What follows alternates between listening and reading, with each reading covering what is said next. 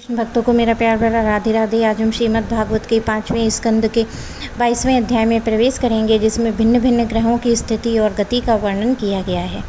राजा परीक्षित ने पूछा, भगवान आपने जो कहा है कि यद्यपि भगवान सूर्य राशियों की ओर जाते समय मेरु और ध्रुव को दाईं ओर रखकर चलते मालूम होते हैं, किंतु वस्तुतः उनकी गति दक्षिणावर्त नहीं होती है। इस विषय को हम किस प्रकार समझें? श्री सुखदेव जी ने कहा, राजन, जैसे कुम्हार के घूमते हुए चाक पर बैठकर उसके साथ घूमती हुई चींटी आदि की अपनी गति उससे भिन्न ही है, क्योंकि वह भिन्न भिन्न समय में उस चक्र में भिन्न भिन्न स्थानों में देखी जाती है।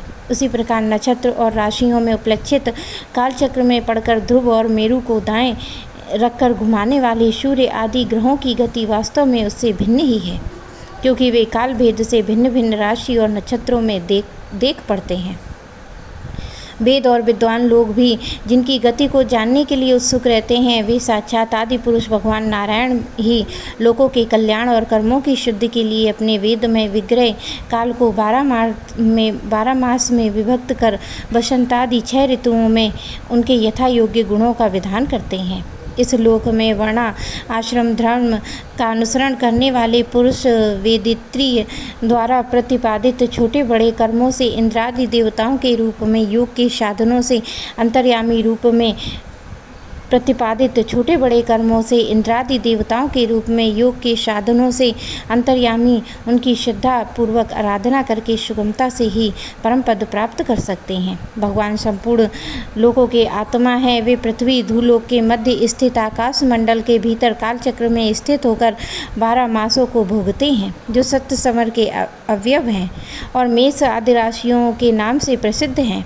इनमें से प्रत्येक मास चंद्रमान से शुक्ल और कृष्ण से 2 पक्ष का, पितृमान से 1 रात 1 दिन का और सौरस मान से 2.25 नक्षत्र का बताया जाता है।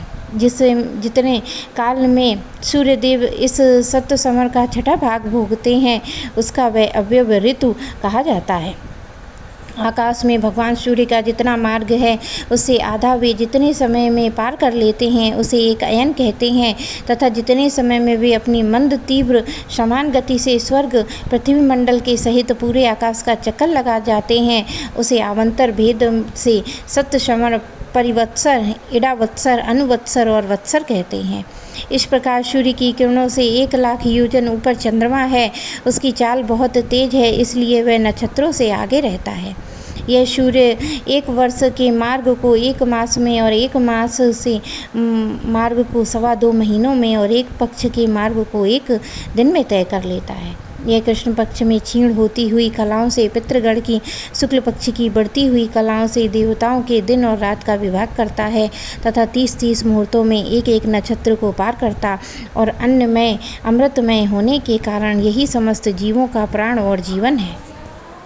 ये जो 16 कलाओं से युक्त मनोमय, अन्नमय, अमृतमय पुरुष स्वरूप भगवान चंद्रमा है, यही देवता, पितर, मनुष्य, भूत, पशु, पक्षी, सरीसृप, वृक्षादि समस्त प्राणियों के प्राणों का पोषण करते हैं, इसलिए इन्हें सर्वमय कहते हैं।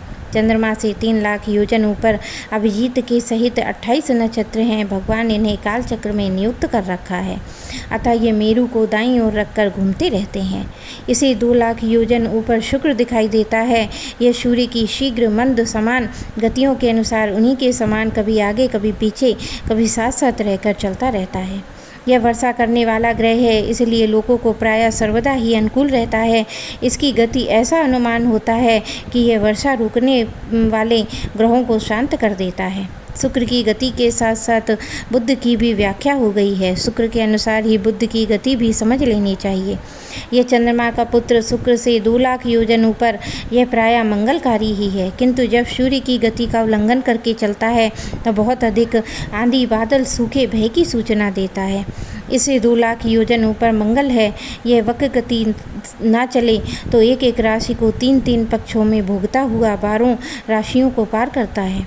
यह शुभ अशुभ ग्रह है तथा प्रायः अमंगल का सूचक है। इसके ऊपर 2 लाख योजन दूरी पर भगवान बृहस्पति जी हैं। ये जो वक्र गति ना चलें तो एक राशि में एक वर्ष में भोगते हैं। यह प्रायः ब्राह्मण कुल के लिए अनुकूल रहते हैं। बृहस्पति 2 लाख योजन ऊपर शनैश्चर दिखाई देते हैं। ये 30 महीने तक एक राशि में ही रहते हैं, अतः इन्हें सब राशियों को पार करने में 30 वर्ष लग जाते हैं। यह प्रायः सभी के लिए अशांतिकारक है। इसके ऊपर 11 लाख योजन दूरी पर कश्यप आदि सप्तऋषि दिखाई देते हैं। ये सब लोगों के मंगल की कामना करते हुए भगवान विष्णु के परम पद ध्रुव लोक की प्रदक्षिणा किया करते हैं। मेरे प्यारे कृष्ण भक्तों को मेरा प्यार भरा राधे राधे।